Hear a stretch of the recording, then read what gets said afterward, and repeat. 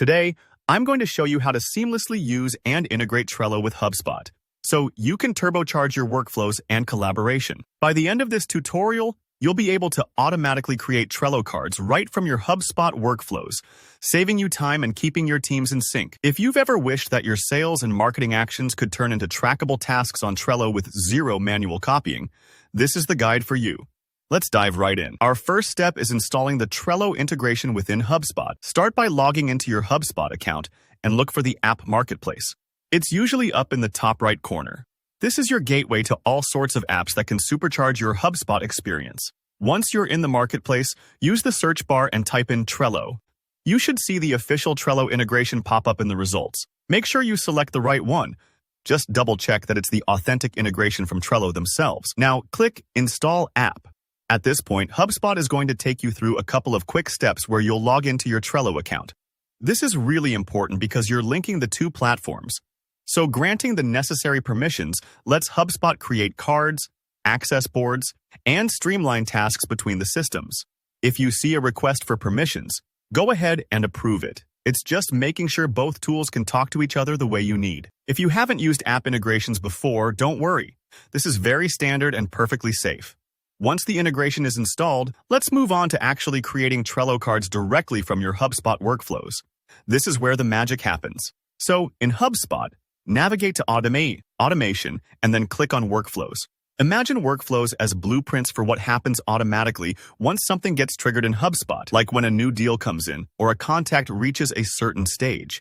Hit Create Workflow and choose what kind of workflow makes sense for what you're trying to automate. For example, a deal-based workflow is perfect if you want a new Trello card every time you get a new deal, while contact-based triggers are great for following up with leads. Next, you'll see a plus icon. Click that to add a new action within the workflow.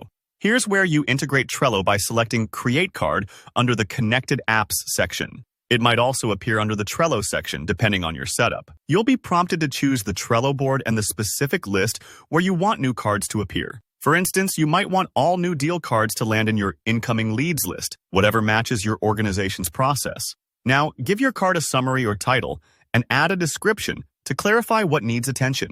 One powerful tip, you can pull in dynamic data from your HubSpot records using personalization tokens.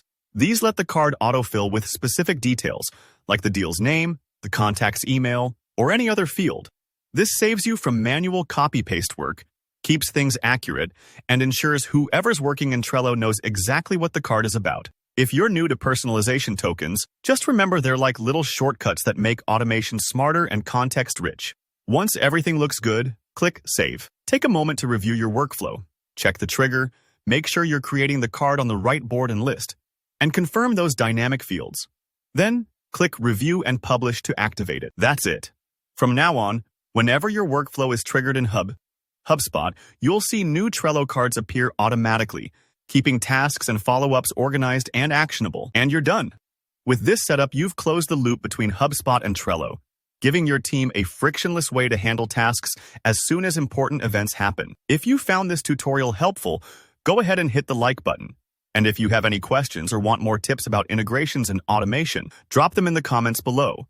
Make sure to subscribe for more easy-to-follow tutorials just like this. Thanks for watching, and I'll see you in the next video.